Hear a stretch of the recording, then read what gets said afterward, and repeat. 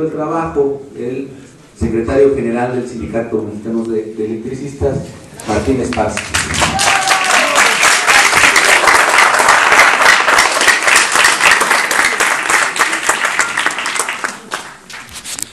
Muy buenos días a todos y a todas. Coartar la libre manifestación es atentar contra la democracia. Agradezco primeramente a nombre de todos los agremiados del Sindicato Mexicano de Electricistas la invitación que nos hicieron para estar presentes el día de hoy en esta histórica Facultad de Derechos de la Facultad de Derecho de nuestra máxima casa de estudios, en este foro denominado La Protesta Social y las Marchas en la Ciudad de México, cuyo debate implica una vital trascendencia en la lucha que hoy libramos millones de mexicanos para defender nuestro derecho a manifestarnos y ser escuchados. La Constitución de 1917 plasmó en sus artículos 6 y 9 el respeto irrestricto a la libertad de expresión, de asociación y de manifestación, reflejo de una conquista obtenida a un alto precio, con el sacrificio y la sangre de muchos mexicanos, que como en los casos de la brutal represión ejercida por el gobierno de Porfirio Díaz en contra de los mineros de Cananea y los obreros de Río Blanco, canceló todo derecho a manifestarse y organizarse en la defensa de sus legítimas demandas. Difícilmente las nuevas generaciones podrían explicarse un México sin las libertades de las que hoy se gozan. Y quizá les cueste trabajo concebir que a principios del siglo pasado los intentos de huelga y manifestación por lograr jornadas, salarios y condiciones laborales más justas implicaban enfrentarse a la tiránica ley de las balas y los fusiles ante la que sucumbieron los mineros de Cananea. El 2 de junio de 1906, 23 trabajadores fueron arteramente asesinados, resultando heridos otros 22, siendo detenidos y enviados a San Juan de Ulúa otros 50 como escarmiento. Un día después se estableció la ley marcial en aquella población sonorense. Meses después, el 7 de enero de 1907, las fuerzas militares enviadas por el dictador Porfirio Díaz para favorecer a los empresarios textiles de Río Blanco, Veracruz, en contra del creciente movimiento de huelga. Abrieron fuego contra los amotinados obreros. El saldo de la masacre sumó alrededor de 800 personas muertas, muchas de ellas mujeres y niños. Sirva esta breve recapitulación de nuestra historia para entender que en el actual contexto no se puede concebir un Estado democrático sin el respeto pleno de las autoridades al ejercicio de la libertad de expresión. Esta libertad de expresión, que junto con el invocable derecho a asociarnos y manifestarnos, donde así lo decidamos, la que garantiza la pluralidad ideológica y la libre expresión de las ideas, quienes ahora pretenden acotar o delimitar este ejercicio de estas libertades buscan criminalizar en aras de un supuesto bienestar general. La protesta social, dotando al Estado de armas legales de represión, en una clara involución de los espacios democráticos ganados también a pulso en las últimas décadas por los espacios de diversos sectores de la sociedad mexicana. Bajo ningún argumento debe aceptarse, en la más retrógrada de los sentidos, como en el pasado, por alzar la voz en nuestro país tenga que pagarse con la vida o la cárcel.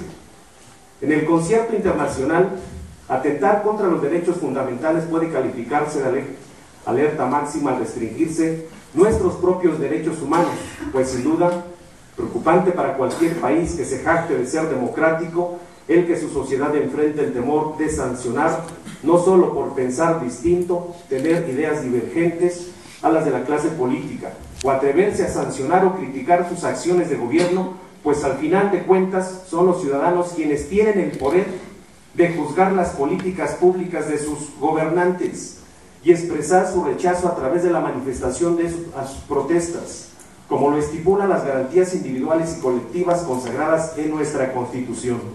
Es por eso que la libre manifestación y expresión de ideas y la reunión pacífica son derechos fundamentales que deben de respetarse y defenderse, ya que en el desarrollo de la democracia se logra en gran medida cuando el Estado avala estos derechos.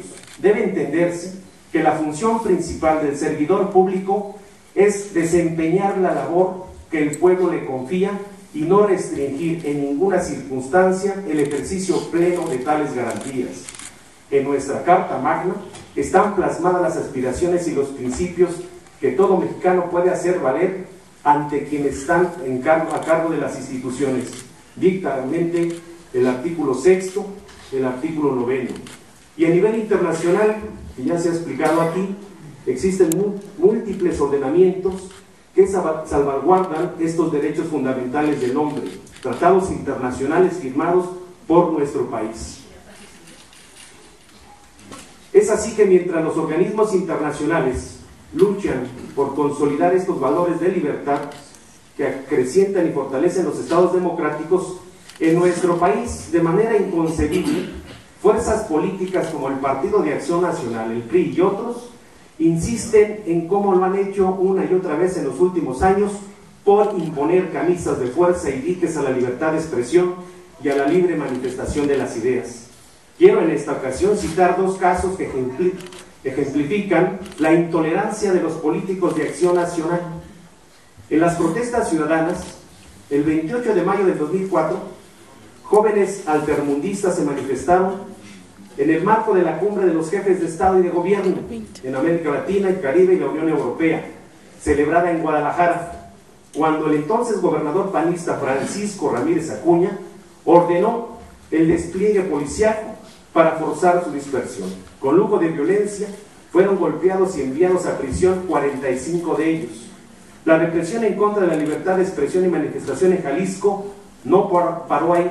Meses después, el 19 de octubre de ese año, organizaciones sociales mantenían en la Plaza de Armas en Guadalajara un plantón exigiendo la libertad de los activistas sociales.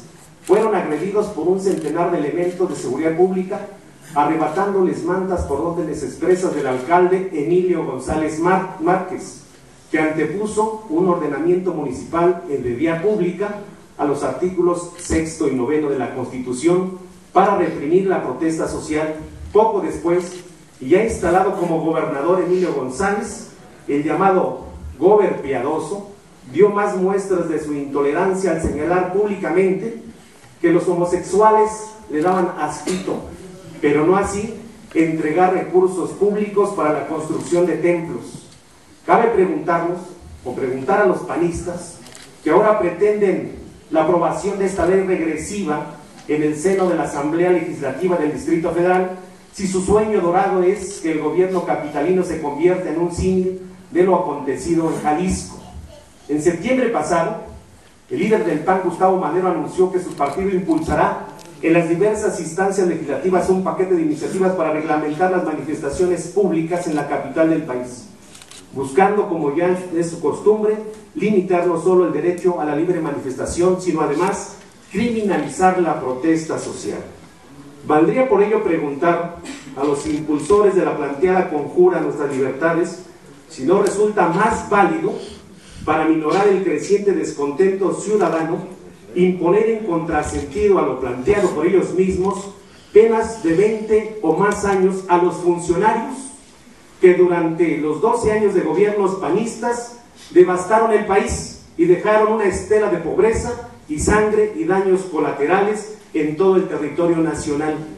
Buena parte de la protesta social en consecuencia directa de la corrupción, opacidad y autoritarismo con que se condujeron los expresidentes Vicente Fox y Felipe Calderón. ¿Con qué calidad moral exigen los panistas amoldar y suavizar las manifestaciones de miles de mexicanos cuando fueron ellos los responsables directos en sus cerradas políticas públicas, su justificado malestar y encono? Millones de usuarios de la energía eléctrica del centro del país han salido a las calles protestando en contra de los abusivos cobros de sus recibos aplicados de manera ilegal por Comisión Federal de Electricidad.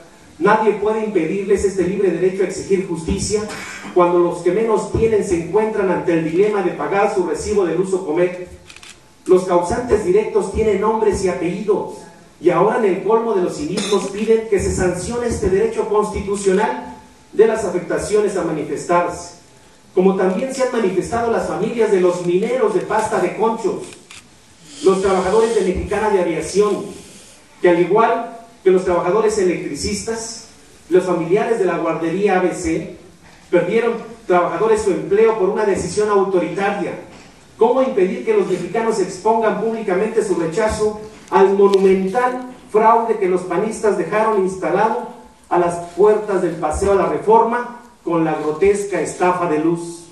Imposible no salir a las calles a denunciar el doble lenguaje del panista. Hubiéramos querido que estuviera aquí presente Javier Lozano, que no quiso venir al debate. Así la derecha, desde los medios, tratan de gobernar e imponer sus ideas. Igual los priistas. Denunciando a voz de cuello el tráfico de influencias del propio titular de la COFETEL, Moni de Schwan, pero que encubren la misma vía de corrupción a exfuncionarios panistas como la extitular de la CENER, Georgina Kessel, ahora aparece como consejera de firmas transnacionales como la Ibérica y Iberdrola, beneficiada con ventajosas concesiones en el sexenio pasado, o los también exsecretarios de Energía, Ernesto Martens y Fernando Canales Clarión, donde Calderón, Kessel y Lozano y demás cómplices de su gabinete entregaron en bandeja de plata la fibra óptica de Luz y Fuerza del Centro. ¿Cómo no protestar contra esta caterva de funcionarios autoritarios y corruptos que tanto daño le han hecho a los trabajadores y al pueblo de México? ¿Cómo no protestar cuando aprueban reformas contrarias a los intereses de los trabajadores con la reforma laboral? ¿Cómo no protestar contra la reforma educativa que busca privatizar la educación básica? ¿Cómo no protestar contra esta reforma energética que pretende entregar el petróleo y la electricidad en manos extranjeras? Por eso reflexionemos: el derecho a organizarnos, a manifestarnos y a protestar es un derecho que no nos pueden quitar esta caterva de panistas. Muchas gracias.